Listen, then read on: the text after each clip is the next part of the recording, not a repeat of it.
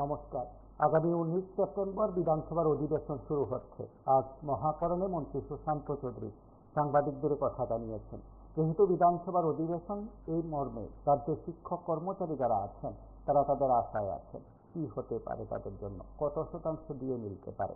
কেউ কেউ আবার বলছেন যে বিধানসভার অধিবেশনের আগে ডাক্তার মানিক সাহা সরকার বড় অঙ্কের দিয়ে ঘোষণা করতে পারে। আগামী কয়েক ঘন্টা ধরে রাজ্যের শিক্ষক কর্মচারীদের যতগুলো সম্মেলন অনুষ্ঠিত হবে, সেই সম্মেলনগুলোতেও বোধহয় এই বিষয়গুলো নিয়ে আলোচনা হবে, কিংবা বিগত কয়েকদিন ধরে বেশ কয়েকটি সংগঠনের সাংবাদিক সম্মেলন কিংবা বক্তব্যে বকেয়া দিয়ে, কেন্দ্রীয় হারে দিয়ে এবং অবশ্যই এই রাজ্যের শিক্ষক কর্মচারীদের আশার আলো দেখানোর জন্য অষ্টম বেতন কমিশন গঠন ইত্যাদি বিষয়গুলো খুব জোরালো হয়েছে। রাজ্যের শিক্ষক কর্মচারী যারা আছেন, আমার কথাগুলো শুনছেন এবং অবশ্যই রেকর্ড করা বক্তব্যগুলো যারা শুনবেন, তারা অবশ্যই বলবেন যে চলতি বছরের 31 অক্টোবরের মধ্যে এই রাজ্যের শিক্ষক কর্মচারীদের জন্য সেখানে বকেয়া সমস্ত কিছু মিটিয়ে না দিলে পঞ্চদশ অর্থ কমিশনের সুপারিশ মোতাবেক এই রাজ্যের শিক্ষক কর্মচারী, যারা এসএসের শিক্ষক কর্মচারী থেকে শুরু করে চুক্তিবদ্ধ অনিয়মিত প্রত্যেকের ক্ষেত্রে যদি বকেয়া মিটিয়ে দেওয়া না হয়, তাহলে পরবর্তী অর্থ কমিশন অর্থাৎ ষোড়শ অর্থ কমিশন রাজ্যকে সে টাকা কমিটেড করবেন, আর্থিকভাবে বঞ্চনার শিকার হবেন এবং অনিশ্চিত ভবিষ্যতের দিকে এগুচ্ছেন শিক্ষক কর্মচারীরা, এমন একটি আশঙ্কার কথা শোনানো হচ্ছে। সেদিক থেকে এই সময় আপনাদের প্রায় প্রত্যেকটি নিয়ে আমরা প্রায় প্রতিদিন আলোচনা করি। আজ যখন একেবারে নির্দিষ্ট তারিখের কথা জানালেন মন্ত্রী, তারপর স্বাভাবিকভাবে শিক্ষক কর্মচারীদের আশায় বোধ হয় আরও একবার সেখানে সঞ্চার হচ্ছে যে কত শতাংশ দিয়ে দিতে পারে। মোট 33% পাচ্ছেন, তো তার সঙ্গে 22% বকেয়া আছে এবং কেন্দ্রীয় সরকারের ঘোষণার সঙ্গে সেই ব্যবধান আরও বাড়তে পারে। ঠিক এই সময়ের মধ্যে এই বিষয়গুলো নিয়ে আপনাদের প্রত্যেকের সঙ্গে আমরা আলোচনা করব। বিভিন্ন স্তরের নেতৃত্ব ইতিমধ্যে ডিএ সহ অন্যান্য বিষয়গুলো নিয়ে আলোচনা করছেন, সাংবাদিক সম্মেলন করছেন, তারা তাদের বক্তব্যের কথা তুলে ধরছেন এবং আপনারা যারা আমাদের সঙ্গে থাকেন নিয়মিত, আপনারাও সেই কথাগুলো বলছেন। এ রাজ্যের শিক্ষক কর্মচারীদের দীর্ঘদিনের যে দাবি সেই দাবিগুলো নিয়ে তারা যখন কথা বলছেন, বঞ্চনার কথা বলছেন, প্রায় প্রতিদিন তাদের বক্তব্যের কথা তুলে ধরছেন। শিক্ষক কর্মচারী যারা আছেন, আমাদের সঙ্গে যারা নিয়মিত থাকেন, তারা প্রত্যেকেই বলছেন যে হ্যাঁ, দারুণভাবে সরকারের কাছে বিষয়গুলো আলোচনার সাপেক্ষে এই রাজ্যের শিক্ষক কর্মচারীদের জন্য সেখানে বকেয়া মিটিয়ে দিতে হয়। বর্তমান সরকারের সময়ে এই রাজ্যের শিক্ষক কর্মচারী যারা আছেন, যারা নিয়মিত কর্মচারী যারা আছেন, যারা আশা করেন বছরে দুবার বা একটা মোটা অংশে দিয়ে ঘোষণা হবে, সেদিক থেকে বোধ হয় এই রাজ্যের শিক্ষক কর্মচারীদের কাছে আসন্ন বিধানসভার অধিবেশন অত্যন্ত গুরুত্বপূর্ণ। এবং এই কারণে গুরুত্বপূর্ণ কারণ আপনারা প্রত্যেকেই জানেন যে বিগত দুটো অধিবেশনে রাজ্যের মুখ্যমন্ত্রী ডিএডিআর ঘোষণা করেছিলেন। যখন ডিএডিআর ঘোষণা করেছেন বিধানসভার অধিবেশনে, স্বাভাবিক কারণে সম্প্রতি মন্ত্রিসভার বৈঠকে এ নিয়ে আলোচনা হয়েছে কিনা, এই বিষয়টি মূলত আজ মন্ত্রিসভার যখন সিদ্ধান্ত নিয়ে সাংবাদিক সম্মেলন করলেন মন্ত্রী সুশান্ত চৌধুরী, ঠিক তখন সাংবাদিকরা জানতে চেয়েছিলেন। আপাতত ডিএডিআর বিষয়টা অবশ্যই মুখ্যমন্ত্রী বলবেন, রাজ্যের মুখ্যমন্ত্রীর কাছে বিষয়গুলো জোরালো হচ্ছে এবং একই সঙ্গে মুখ্যমন্ত্রী যদি ডিএডিআর ঘোষণা করেন পুজোর আগে, কিংবা বলতে পারেন মহালয়া দীপাবলির প্রাক মুহূর্তে, কিংবা বলতে পারেন বিধানসভার অধিবেশনে, ঠিক তখনও কিন্তু এই চর্চিত বিষয়টা থাকবে যে কত শতাংশ পাচ্ছেন এই রাজ্যের শিক্ষক কর্মচারীরা। যারা বিভিন্ন অংশে শিক্ষক কর্মচারী সংগঠন নেতৃত্ব আছেন, আমাদের সঙ্গে যারা নিয়মিত থাকেন বা যারা নিয়মিত নানা বিষয় নিয়ে চর্চা করেন, তারা অনেকেই বলবেন যে হ্যাঁ, এই রাজ্যের শিক্ষক কর্মচারীদের জন্য এই সময়ের মধ্যে অত্যন্ত গুরুত্বপূর্ণ বিষয় হলো ডিএডিআর এবং অষ্টম বেতন কমিশন। সেই সঙ্গে যারা শিক্ষকরা আছেন, যারা স্নাতক, অস্নাতক এবং অবশ্যই স্নাতকোত্তর, তাদের প্রত্যেকের কাছে একটি বিষয় খুব গুরুত্বপূর্ণ, সেটা হচ্ছে বেতন বৈষম্য। সেই বেতন বৈষম্য দূর করার জোরালো দাবি করা হচ্ছে। শিক্ষক কর্মচারী যারা আছেন, শুধু ডিএর ক্ষেত্রেই নয়, সেখানে তারা আরও কিছু আর্থিক ব্যবস্থার কথা বলছেন যেগুলো অন্য রাজ্যগুলোতে শিক্ষক কর্মচারীরা পাচ্ছেন। সেদিক থেকে রাজ্যের শিক্ষক কর্মচারীদের জন্য কি হতে পারে এই সময়ের মধ্যে অত্যন্ত গুরুত্বপূর্ণ বিষয় হচ্ছে রাজ্যের শিক্ষক কর্মচারীদের কাছে, যে সেটা হচ্ছে আসন্ন বিধানসভার অধিবেশনে কত শতাংশ সেখানে ডিএডিআর ঘোষণা করতে পারেন রাজ্যের মুখ্যমন্ত্রী। কারণ এবারের অধিবেশনে বিধায়ক যারা আছেন, বিশেষ করে বিরোধী দলের বিধায়ক যারা আছেন, ঠিক তাদের কাছেও সে আপিল কিংবা বক্তব্য উপস্থাপন করা হয়েছে। যে এ রাজ্যে শিক্ষক কর্মচারীদের জন্য সিএ ঘোষণা করা হোক, বকেয়া মিটিয়ে দেওয়া হোক। বিধানসভায় যেন বিরোধী দলের বিধায়করা রাজ্যের শিক্ষক কর্মচারীদের কথাগুলো তুলে ধরেন। যারা এসএসএর আছেন তারাও সেই বিষয়গুলো আলোচনা তুলে ধরেন, যে তাদের কথাও তুলে ধরা হোক। নমস্কার, কে বলছেন? হ্যাঁ, দেখুন, কর্মচারীদের শিক্ষক কর্মচারীরা নানা জানা হিসাব করতে সবাই যে আমরা দেখছিলাম যে শিক্ষক কর্মচারীদের জন্য আমরা ঐতিহাসিক একটা সিদ্ধান্ত নিয়েছিল প্রাক্তন মুখ্যমন্ত্রী সুধীর রঞ্জন মজুমদার, যখন দিল্লিতে এবং রাজ্যে একই সরকার ছিল। কিন্তু এখন বর্তমান মাঝে দিয়ে যে সরকারটা ছিল তারা তাদের অর্থনৈতিক বঞ্চনার কারণে ঠিক মতো দিতে পারে না। কিন্তু এখন তো দিল্লি আর রাজ্যে ত্রিভুবনের সরকার, এখন কেন কর্মচারীরা বৈষম্য থাকবে? কেন্দ্রীয় হারে কেন দিয়ে পাবে না? যদি দিয়ে ঘোষণা করে 22% দিয়ে ঘোষণা করলেও করে, কেন্দ্রীয় সরকার যখন আবার দিব তখন দিয়ে ব্যবধান আরো হয়ে যাবে। আমরা মনে করি মাননীয় মুখ্যমন্ত্রী সবসময় বলে আমাদের বিকশিত ত্রিপুরা, তো বিকশিত ত্রিপুরা কি করে বুঝি? যদি বেতন বৈষম্য থাকে, অনিয়মিত কর্মচারীরা যদি তার রেগুলার স্কেল না দেয়, তাহলে বিকশিত ভারতের জন্য কি প্রধানমন্ত্রী কথাটা বলে না? দেখিয়ে বলে প্রধানমন্ত্রী অনুসরণ, তাহলে প্রধানমন্ত্রী এই কথাটা জানে না, বা ওই কথাটা যে মাননীয় মুখ্যমন্ত্রী প্রধানমন্ত্রীর কানে দিতে পারে না। এই জায়গাটাই আমরা একটু চিন্তা। তাহলে যেহেতু ত্রিবল ইংলিশ, তাহলে কেন দিল্লির সাথে কেন্দ্রের সাথে বেতন বৈষম্য থাকবো? তার পরিকাঠামো অনুসারে কেন তাদের দিয়ে পেত না? আমরা তো মনে করি রাজ্য সরকার যদি সঠিকটা থাকে কর্মচারী দেওয়ার জন্য এবং অনিয়মিত কর্মচারী নিয়মিত করার জন্য যদি তাদের সঠিকটা থাকতো, তাহলে যেহেতু ত্রিভুবন ইঞ্জিনের সরকার, কিন্তু অবশ্যই শিক্ষা থাকলে কিন্তু দিতে পারতো। কিন্তু আসলে মাননীয় মুখ্যমন্ত্রী সেই সঠিকটা আসলে আমরা মনে করি না।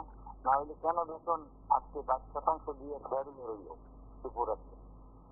আমরা অন্তত আপনাদের মাধ্যমে মাননীয় মুখ্যমন্ত্রীকে বলবো যে কর্মচারীরা যে টানা জানা হিসাব করে দিয়া অষ্টম বেতন কমিশন গঠন করে কর্মচারীদেরকে টানা জানা যে এগুলো দেন, তাহলে মনে হয় আমাদের ত্রিপুরাজ্যের জন্য এটাই হলো বিকশিত ভারত, বিকশিত ত্রিপুরা। তাহলে নরেন্দ্র মোদীর কথাটা আমরা বলতে পারলাম, নরেন্দ্র মোদীর কথা মতো সমস্ত কিছু চলে।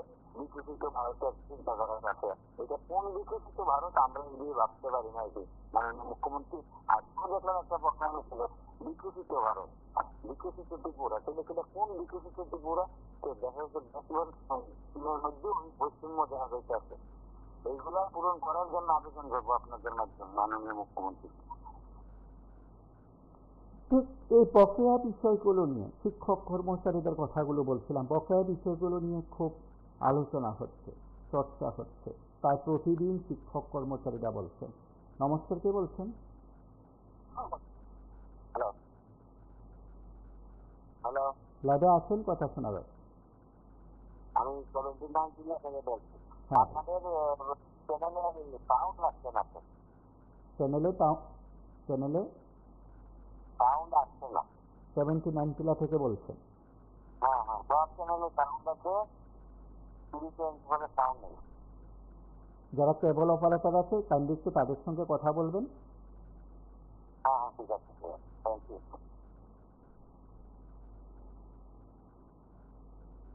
এবং যারা শিক্ষক কর্মচারীরা যারা আছেন তারা প্রতিদিন বিষয়গুলো তুলে ধরেন, প্রতিদিন তাদের বিষয়গুলো থাকে। রাজ্যের শিক্ষক কর্মচারীদের কাছে এই সময় অত্যন্ত গুরুত্বপূর্ণ বিষয় হচ্ছে। নমস্কার, কি বলছেন? আমরা কিছু সময় আগে আমরা দেখতে পেলাম রাজ্যবাসীকে বর্তমান সরকার ক্যাবিনেট তিনটা সিদ্ধান্ত নিয়েছে। একটা বলিষ্ঠ সিদ্ধান্ত, যেটা আমাদের রাজ্যের হ্যান্ডিক্যাপ যারা রয়েছে, যারা ভাতা পায়, তাদের 2000 টাকা থেকে বাড়িয়ে 5000 টাকা হয়েছে। অত্যন্ত সাধুবাদ জানাই। এবং আরো দুটি যে সিদ্ধান্ত অন্তত মেয়েদের বিয়ার ক্ষেত্রে 50,000 টাকা এবং দুটোর পরিমাণ যদি করা যায় তাদের ছাত্রছাত্রীদের জন্য 2000 টাকা থেকে বাড়িয়ে 10,000 টাকা করা। খুব ভালো। আমাদের রাজ্যের মানুষ এটাই চায় যে সরকার মানুষের জন্য কাজ করে। এবার প্রশ্ন হচ্ছে রাজ্যের যে অনিয়মিত কর্মচারী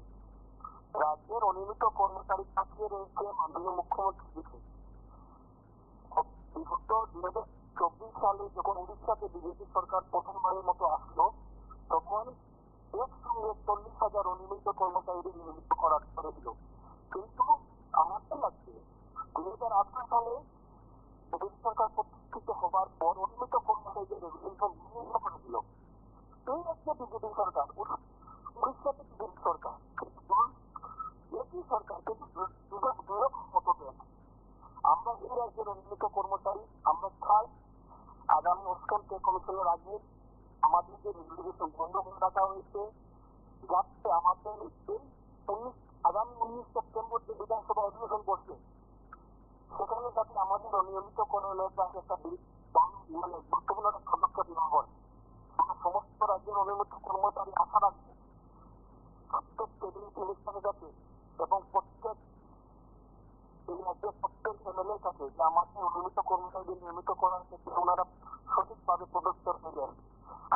আপনার টিভি24 অসংখ্য ধন্যবাদ এইরকম প্রোগ্রাম করার জন্য, বিশেষ করে অনিয়মিত কর্মচারীদের কথাগুলো তুলে ধরবেন। কারণ এই রাজ্যের অনিয়মিত কর্মচারী একদম বঞ্চিত, লাঞ্ছিত, বঞ্চিত।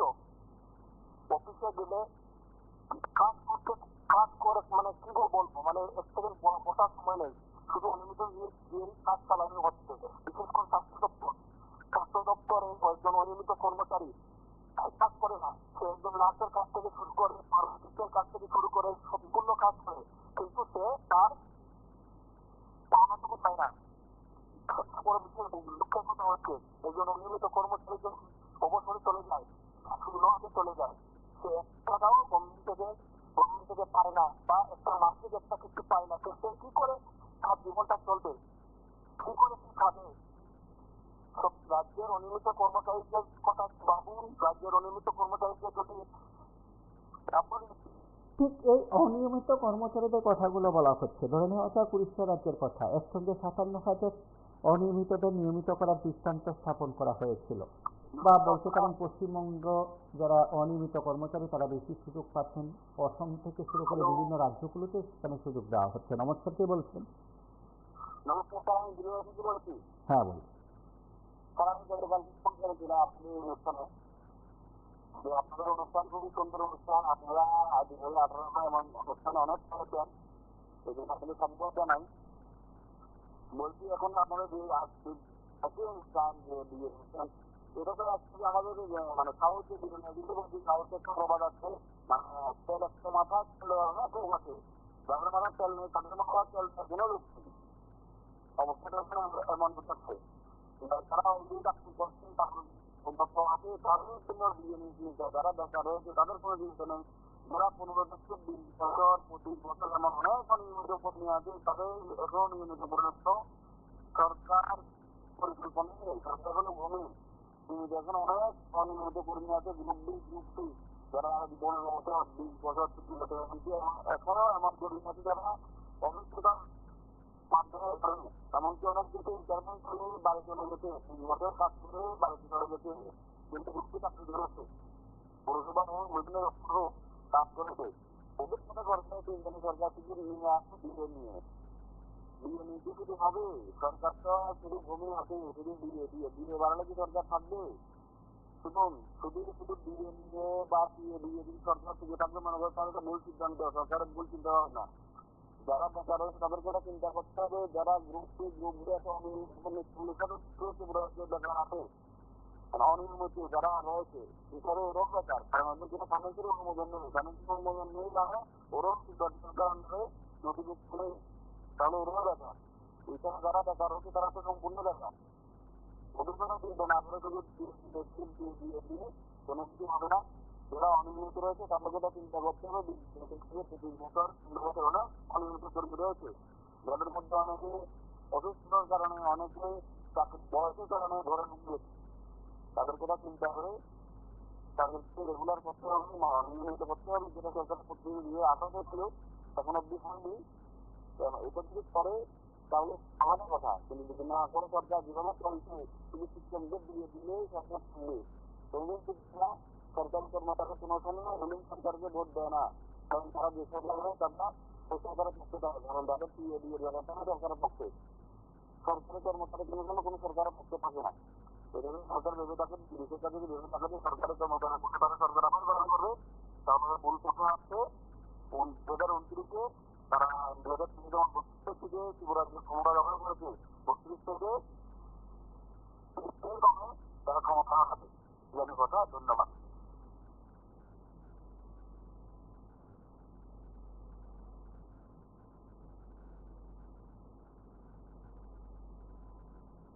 নমস্কার, কে বলছেন?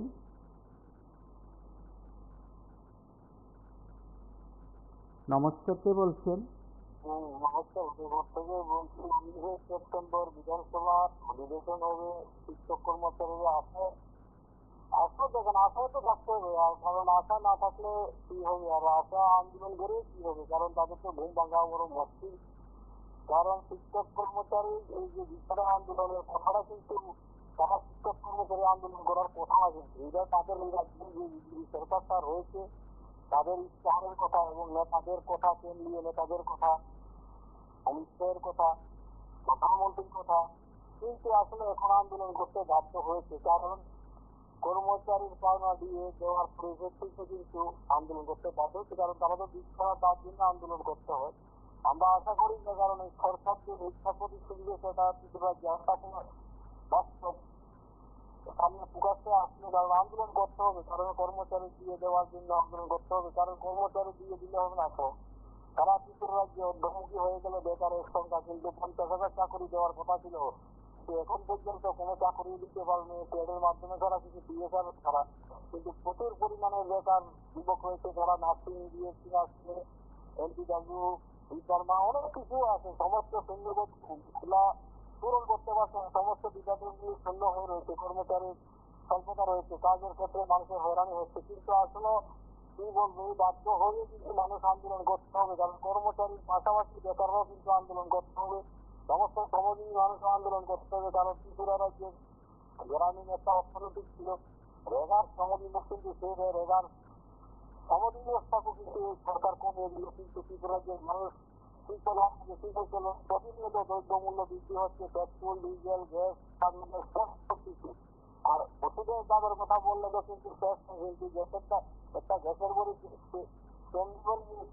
যদি কিনতে হয়, কালকে যদি 190 টাকা, পরের দিন গেলে 200 টাকা। কিন্তু আসলে এই সরকারটা প্রতিনিয়ত কিন্তু দ্রব্যমূল্য মানুষের উপর বোঝা চাপিয়ে যাচ্ছে। কিন্তু সবকা সাথ সবকা বিকাশ বলছে ডবল ইঞ্জিনের সরকার। কিন্তু আসলে রাজ্যের ত্রিপুরা রাজ্যের মানুষ, যুবক যুবতী বলুন, সমস্ত মানুষকে তারা সর্বনাশ করে দিয়ে এলো। কিন্তু তার জন্য মানুষ প্রতিষ্ঠা করতে হবে। কারণ নিজের জন্য আন্দোলন করতে হবে। আর নিজের বাঁচার জন্য কিন্তু আন্দোলন করতে হবে। কিন্তু আসলে আমরা তো আন্দোলন করতে গেলে সন্ত্রাসের মুখে পড়ে যায় মানুষ, সন্ত্রাসের ভয়ে আক্রমণ করে প্রতিনিয়ত। কারণ ত্রিপুরা প্রশাসন, আমরা প্রশাসনকে আমরা আবারও বলবো, প্রশাসন নিরপেক্ষ ভূমিকা গ্রহণ করলে কিন্তু এই রাজ্যের সরকারের দুর্ভিক্ষ বাহিনী বলছে, তারা দুর্ভিক্ষ বলে। ত্রিপুরা রাজ্যের দুর্ভিক্ষ যদি থাকে তাহলে রাজ্যের সরকারের পুলিশ প্রশাসন কোথায় থাকে? সমস্ত কিছু দুষ্কৃতিকারীরা আক্রমণ করছে। বিরোধীর উপর আক্রমণ করলে মনে দুষ্কৃতিকারীরা মনে করছে তাদের নিজস্ব প্রোগ্রাম করবে, কিন্তু প্রোগ্রাম করতে পারছে না, আক্রমণ করছে। এসব মানুষের সহিত মিডিয়া তাদের সহিত করবে, কিন্তু সেটাও করতে পারছে না। মেলা করে কাজল ভ্রমণের উপর করতে গেলে পুলিশ প্রশাসনের উপর আক্রমণের সামনে আক্রমণ করে প্রতিহত করে। কিন্তু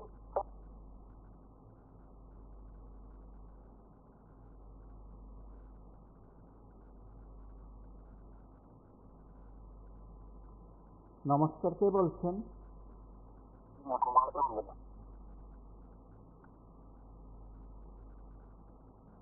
বড়জোর 3 থেকে 5 টাকা মতো মিলতে পারে।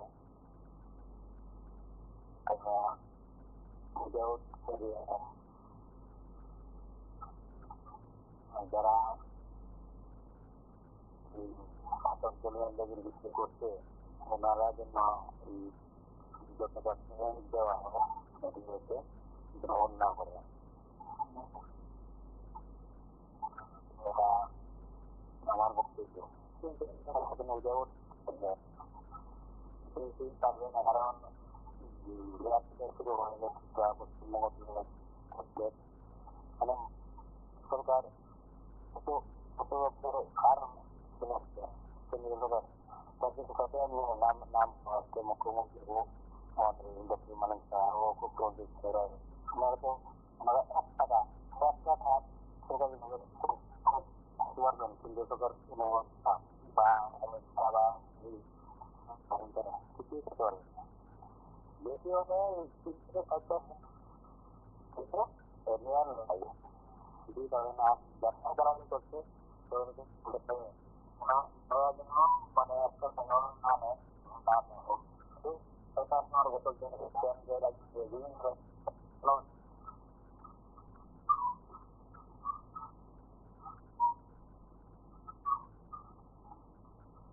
আপনি কথা বলুন।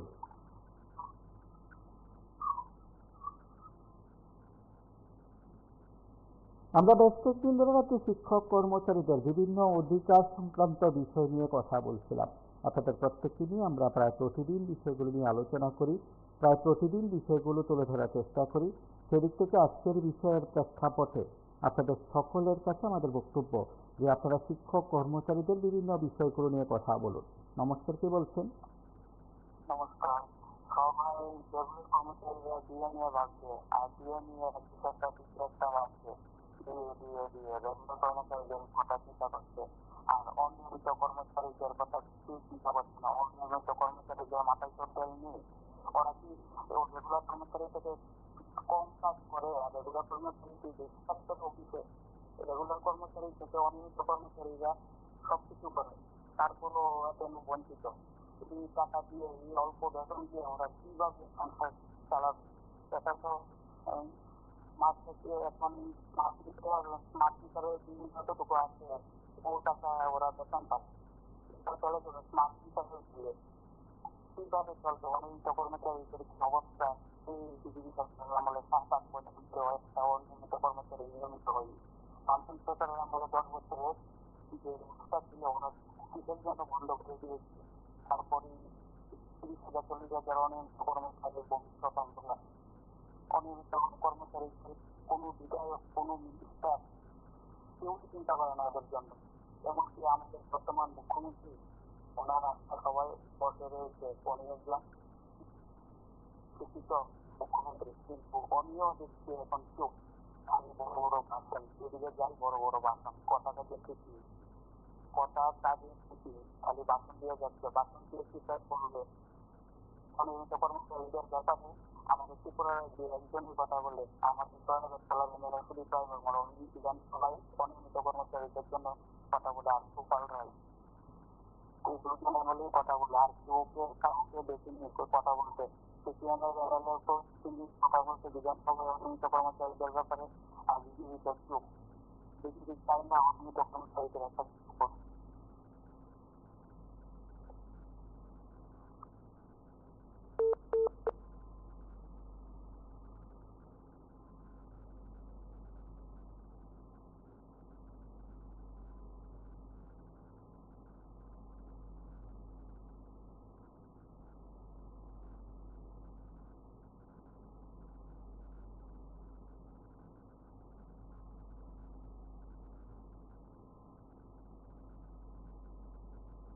আমরা কয়েকজন শিক্ষক কর্মচারী নেতৃত্বের বক্তব্য শুনব। তারা বেশ কয়েকদিন আগে সেখানে সাংবাদিক সম্মেলন করেছিলেন, তারা তাদের বক্তব্যের কথা তুলে ধরেছেন এবং এই বক্তব্যের মাধ্যমে তারা শিক্ষক কর্মচারীদের যে অধিকার বা শিক্ষক কর্মচারীদের বঞ্চনা সেগুলো তুলে ধরেছেন। তাদের বক্তব্য শুনব। আমাদের রাজ্যের শিক্ষক কর্মচারীদের যে অবস্থা, বঞ্চনার যে অবস্থা, পাহাড়, সেই বঞ্চনার বিরুদ্ধে আমরা দীর্ঘদিন যাবৎ বলছেন কথা বলে আসছি। লাইভে আছেন, কথা শোনা যাচ্ছে। বলছিলাম যে আজকে তো হলো নিয়ে কথা বলছিলেন তো স্যার আমি বলছিলাম যে একবারে একটু শুনলাম যে অনিয়মিত চাকরি বলছিল, অনিয়মিত চাকরি যারা করছে তারা বেতনটা নিয়ে একটু কথা বলার জন্য। তো স্যার আমি বলবো যে নার্সিং এর বেতন নিয়ে একটু স্যার আপনারা যদি কথা বলেন, কিন্তু নার্সিং এর মধ্যে দেখা যাচ্ছে নার্সিং এর মধ্যে দেখা যাচ্ছে স্যার কন্ট্রাকচুয়াল বেশি দেওয়া হচ্ছে। স্যার অনেক কম বেতনে কাজ করা হচ্ছে, বেশি কাজ করা হচ্ছে। কম বেতন থেকে তার বেশি কাজ করা হচ্ছে, কিন্তু দেখা যাচ্ছে কাজ করছে যারা রেগুলার চাকরি করছে, খাজগিরা আছে, কিন্তু যারা সেম কাজ করছে কিন্তু কন্ট্রাক্টুয়াল কাজ করছে তারা কম বেতন পাচ্ছে। তো ডিএ তো বাড়াচ্ছে, সরকার তো ডিএ বাড়াচ্ছে তাদের জন্য, কিন্তু যারা কন্ট্রাক্টুয়াল চাকরি করছে তাদের কি হবে? তারা 10 বছর পরে কোনো একটা পার্টি চলে যাবে, তখন তাদেরকে কোনো তাদের লাইফ নিয়ে কেউ কথা বলছে না, লাইফ নিয়ে কেউ কথা বলছে না। তো এটা নিয়ে একটু যদি আপনারা কথাগুলো বলতে তাহলে ভালো হবে।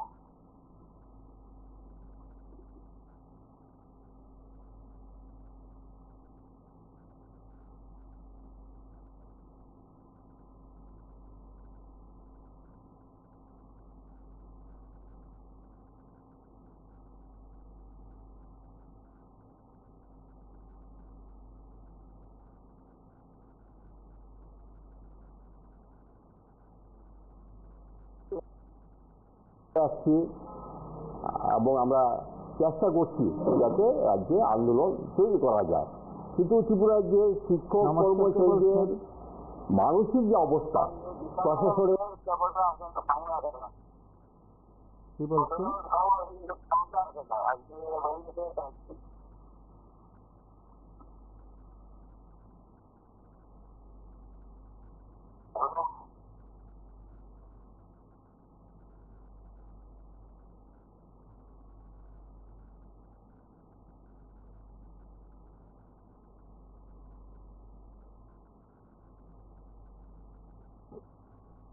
যে অবস্থা, প্রশাসনের বিভিন্ন কালো আইন, সামাজিকভাবে একটা সামাজিক নিরাপত্তার অভাব, স্কুলে কলেজে অফিসে শিক্ষকরা কর্মচারীরা, আপনারা দেখেছেন ডাক্তার ইঞ্জিনিয়ার, আজকে বিভিন্ন কর্মক্ষেত্রে তারা আক্রান্ত হচ্ছে।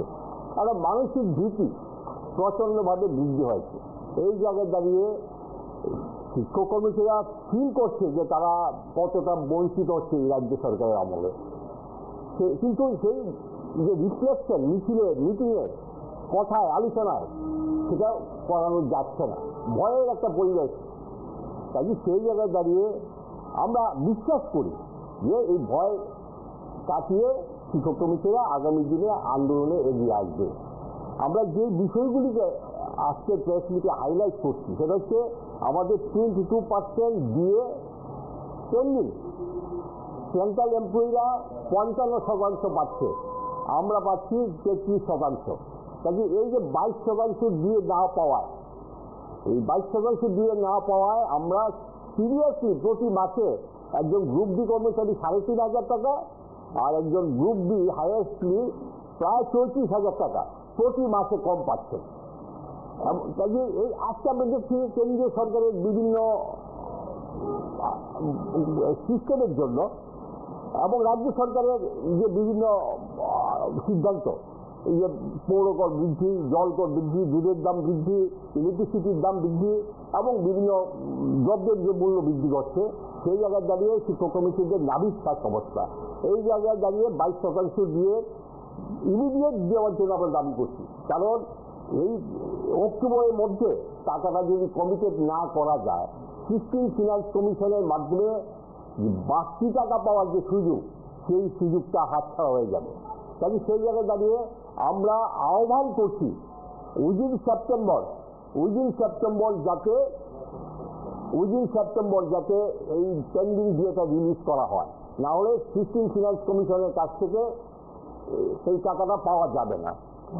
আরেকটা সেকেন্ড পয়েন্ট যেটা আমরা দেখছি যে আপনারা নিশ্চয়ই অবগত আছেন, কেন্দ্রীয় সরকার 8ম বেতন কমিশন গঠন করার নীতিগত সিদ্ধান্ত নিয়েছে, যদিও এখনো নোটিফিকেশন বের হয়নি। আমরা কেন্দ্রীয় সরকারের মানে এখনো পর্যন্ত নোটিফিকেশন কেন বের হয়নি এটা আমরা বুঝতে পারছি না। কারণ অ্যাকর্ডিং টু মানে প্রিভিয়াস যে রুলস, প্রিভিয়াস যে সিস্টেম, 2006-এর পরে 2016, 96-এর পরে 2006, 2000 পরে 2016, 1 জানুয়ারি থেকে 8ম কেন্দ্রীয় বেতন কমিশন কার্যকরী হওয়ার কথা। সেই জায়গায় দাঁড়িয়ে এখনো টোটাল যে 18 ফিনান্স কমিশনের যে নোটিফিকেশন বা তার যে সেট আপ, সেটা এখনো তৈরি হয়নি।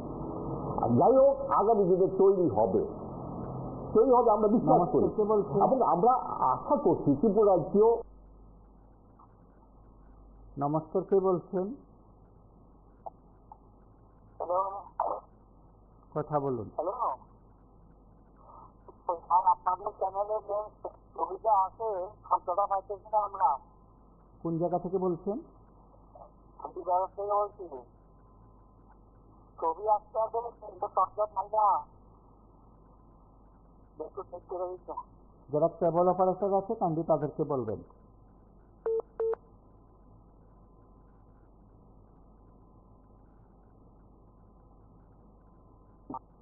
আশা করছি ত্রিপুরা রাজ্য যাতে অষ্টম বেতন কমিশন অনুযায়ী রাজ্যের শিক্ষক কর্মীরা বেতনক্রম পেতে পারে, তার জন্য রাজ্য সরকার যাতে প্রয়োজনীয় উদ্যোগ গ্রহণ করে।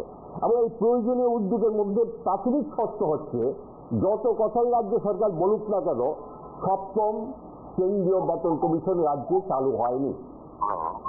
না বেতনের দিক দিয়ে আমি চেষ্টা করছি আপনার যে ঘরে আপনার যে মনে করেন দিনের বেলা বা রাত্রেবেলা যেটা হয়, এই যে আপনারা যে 9টা থেকে যে প্রোগ্রামটা করেন, এটা ছাড়াও যতগুলি আপনাদের যে আপনার লাইভ দেখছি বা আপনাদের আপনার চ্যানেল দিয়ে আর কি সাউন্ড মানে সুবিধা হয়, ওই জিনিসটা খুব দেখবেন স্যার।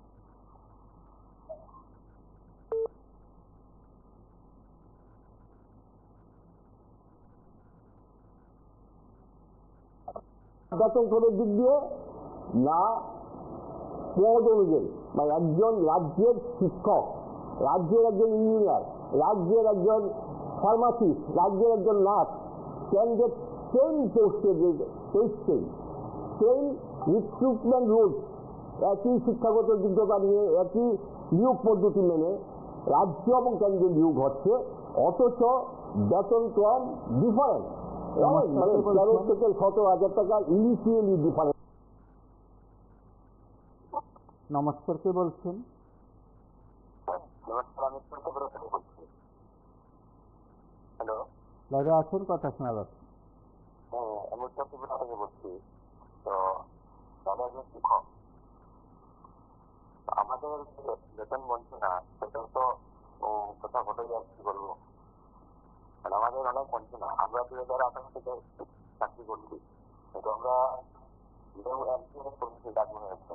তো আমাদের এখন আপনি সরকারের কাছে আপনারা মানছে না, আমাদেরকে যেন প্রথম দিন থেকে রেগুলার করে নেওয়া হচ্ছে বেতনের পরিকাঠামো। ধন্যবাদ আপনাকে।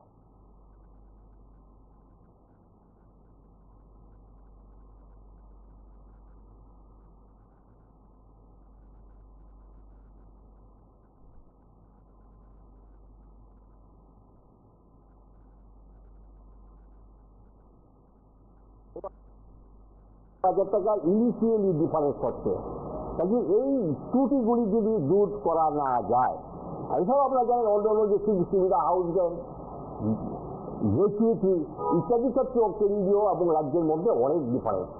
সেন্ট্রালে 20 লাখ গ্র্যাচুইটি, আমাদের 10 লাখ। আমাদের এখানে 3,000 টাকা হাউস রেন্ট, সেন্ট্রালে নো সিলিং 8% বেসিক।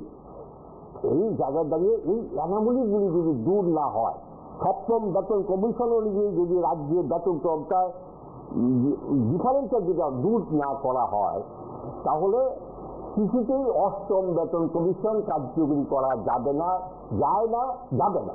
তাকে এই জায়গায় দাঁড়িয়ে আমরা রাজ্য সরকারের কাছে আহ্বান করছি, যাতে ইমিডিয়েটলি সপ্তম বেতন কমিশন প্রকৃত অর্থে রাজ্যে চালু করার পরই যাতে অষ্টম বেতন কমিশন কার্যকরী করার উদ্যোগ গ্রহণ করে, না হলে অষ্টম বেতন কমিশন সপ্তমের মতোই রাজ্য কর্মচারী শিক্ষকদের অধরা থেকে যাবে।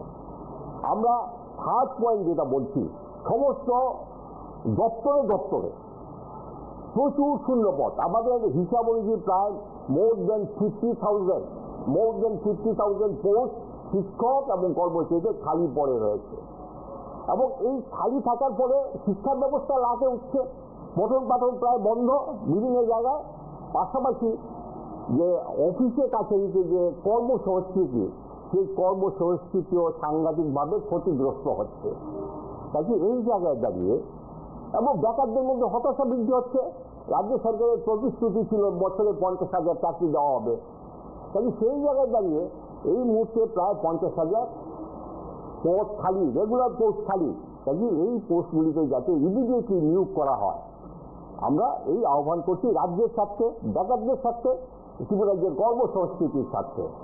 এবং আমরা আহ্বান করছি যে আমাদের রাজ্যে আপনারা দেখেছে যে বামফ্রন্ট সরকার যখন ছিল, বামফ্রন্ট সরকার অনিয়মিত কর্মচারীদের রেগুলার করার একটা উদ্যোগ তাদের মধ্যে ছিল।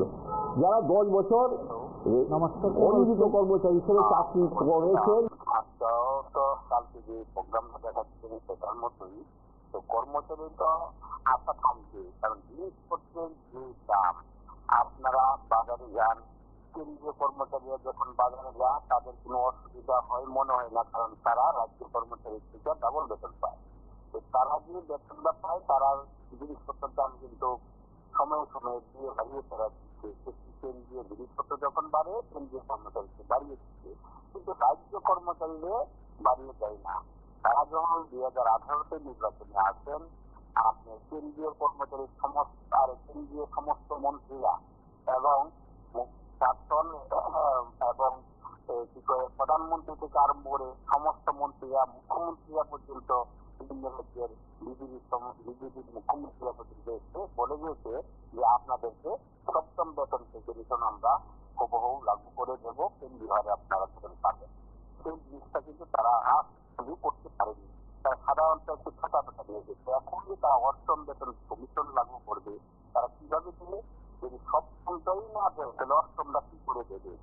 আর 7মটা একদম শেষ করে আমার মনে হয় 8মের জন্য তারা তৈরি হওয়া খুবই দরকার। আর এদিকে বিয়েটা যেটা আপনার 22% পাওনা কর্মচারী আছে তাদেরকে দিয়ে দেওয়া অবশ্যই দরকার, কারণ তারা বাজারে গেলে তারা জিনিসপত্র ক্রয় করার খুবই কষ্টকর হয়। তারা যেহেতু কেন্দ্রীয় কর্মচারী বাজারে গেলে আর একই বাজার থেকে রাজ্য কর্মচারীরা জিনিস ক্রয় করেন, তাদের কিন্তু অসুবিধা হয়। সেই অসুবিধা বুঝে মাননীয় মুখ্যমন্ত্রী কিন্তু এটা করার আরো আগেই দরকার ছিল, এটা দেওয়া কিন্তু উনি দেননি। উনি কিন্তু সবসময় বলেন কেন্দ্রীয় যে ইঞ্জিন এবং রাজ্যের ইঞ্জিন, দুই ইঞ্জিন মিলে ত্রিপুরা রাজ্যে শান্তি পরিবেশ বজায় রাখছে, মানুষের চাহিদা মিটিয়ে দিচ্ছে। কিন্তু তাকে কোথায় মিটালো? সেই কথা অনুযায়ী কর্মচারীদেরকেও চাহিদা মিটাতে পারলো না। তাদের ইচ্ছা করে দেয়নি। যদি কেন্দ্রীয় প্রধানমন্ত্রী সমস্ত পয়সা করে দিয়ে দেয় ওনাকে, তাহলে কর্মচারীদের কেমনি কেন? তাহলে ইচ্ছা করে উনি দেননি, তাহলে কর্মচারীর বিচারিতা উনি করেছেন। আমার মনে হয় সেটা করাটা সঠিক না। উনিও নিজে কর্মচারী ছিলেন এক সময়। তিনি কিন্তু এখন যদি কর্মচারীর প্রতি একটু দরদ না হন, তাহলে আমার মনে হয় আগামী দিনে 28 নির্বাচনে ওনার ভীষণ ক্ষতি হবে। উনি বুঝতে পারবেন তখন যে আমরা কি করলাম। আসলে সুধীর মজুমদারের কথা আমরা মনে পড়েছিল কালকে, গতকালকে সুধীর মজুমদার কিন্তু প্রাক্তন মুখ্যমন্ত্রী ছিলেন ত্রিপুরা রাজ্যের। উনি ওনার সময়ে কিন্তু কর্মচারীদের 16 আনা কিন্তু উনি দিয়েছিলেন। উনি 6ষ্ঠ বেতন কমিশন সম্পূর্ণ পুরোপুরি দিয়েছিলেন ত্রিপুরাতে। তখন কিন্তু ত্রিপুরা রাজ্যের কর্মচারীরা মানে ভালোভাবে বেতন পেতেন, কোনো অসুবিধা ছিল না। এখন যে ডিফারেন্স করেছে কেন্দ্রীয় কর্মচারীর সঙ্গে ত্রিপুরা রাজ্য কর্মচারী, সেটা সঠিক হয়নি। এটা আমি মানবিক দিক দিয়ে মুখ্যমন্ত্রীকে অনুরোধ করবো, আপনি মানবিক দিক দিয়ে আমরা ত্রিপুরা কর্মচারীদেরকে এটা দিয়ে দিই এবং 7ম বেতন কমিশন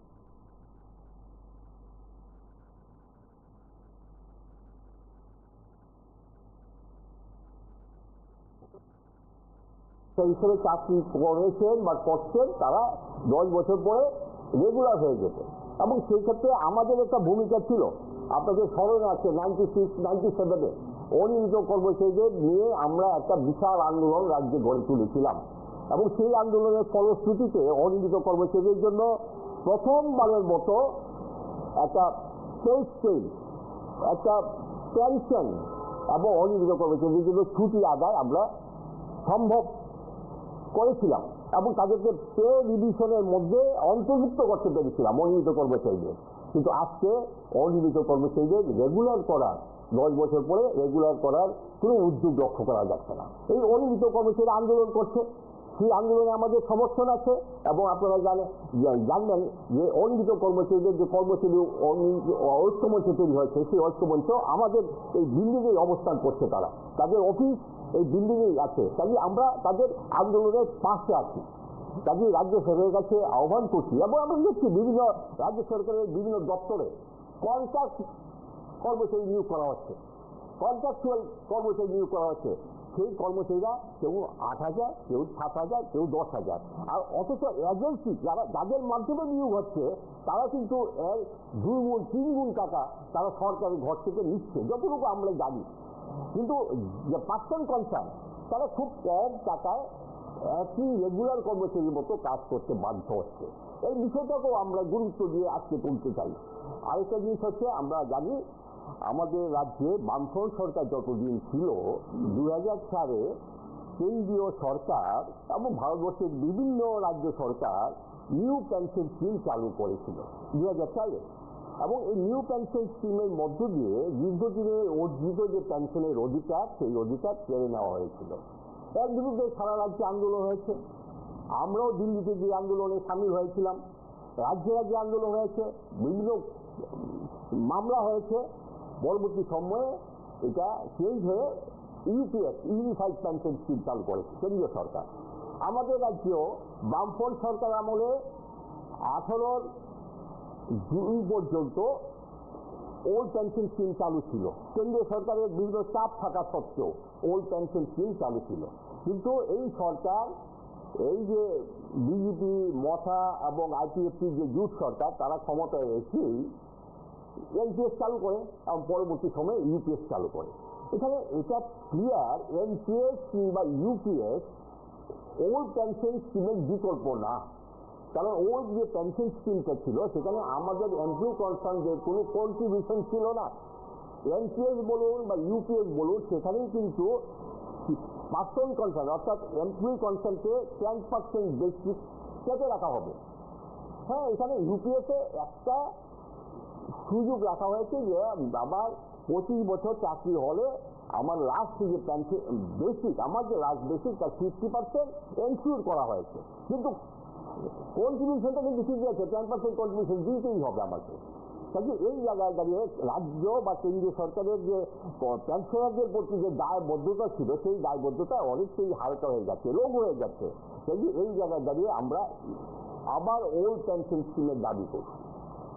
আমরা 10,323 বিষয়টা আমাদের এই মানে আজকের টেস্ট হ্যান্ড নোটে তুলিনি বা তোলা হয়নি, কিন্তু আমরা এই 10,323 বিষয়টা এই রাজ্য সরকারের প্রতিশ্রুতি ছিল, নির্বাচনী প্রতিশ্রুতি ছিল যে 10,323 কে আমরা আসলে তার একটা সলিউশন করব, সমাধান করব।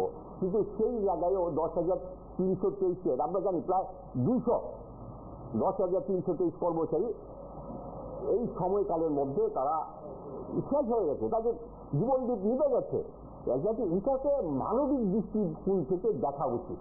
তাহলে ওই সময় বিভিন্ন তাদের কেন্দ্রীয় নেতা, রাজ্য নেতা নির্বাচনী ইস্তাহারে তাদের প্রতিশ্রুতি ছিল যে এই বিষয়টাকে তারা খুব মানে মানবিক দৃষ্টিকোণ থেকে তারা এটাকে সলভ করার চেষ্টা করবে।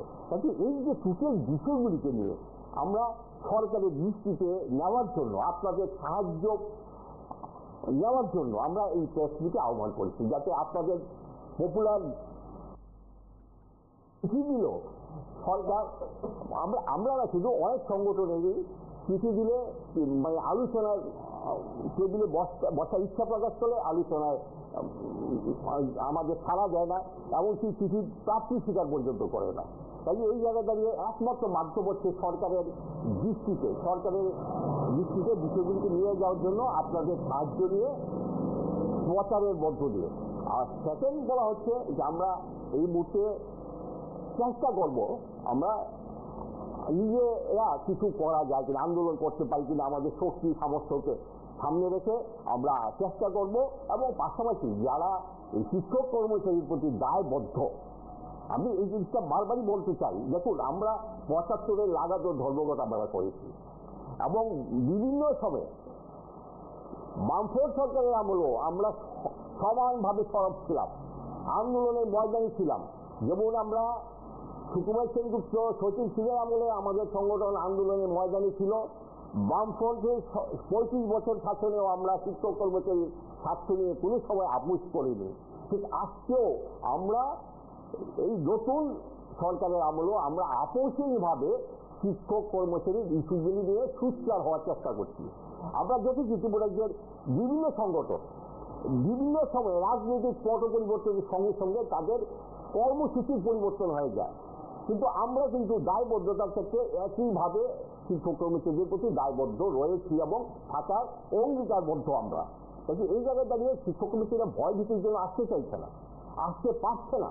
পরিস্থিতি আমরা জানি, সবাই জানে, বাড়ি ঘরে আক্রান্ত হচ্ছে, জলাশয় মাছ তুলে নিয়ে যাওয়া হচ্ছে, বিষ মিশিয়ে দেওয়া হচ্ছে, রাবার বাগানে আগুন লাগিয়ে দেওয়া হচ্ছে, অধ্যক্ষা লাঞ্ছিত হচ্ছে কলেজের মধ্যে, ডাক্তারবাবু লাঞ্ছিত হচ্ছে হসপিটালে। কাজে এই জায়গায় দাঁড়িয়ে একটা ভীতির পরিবেশ আছে।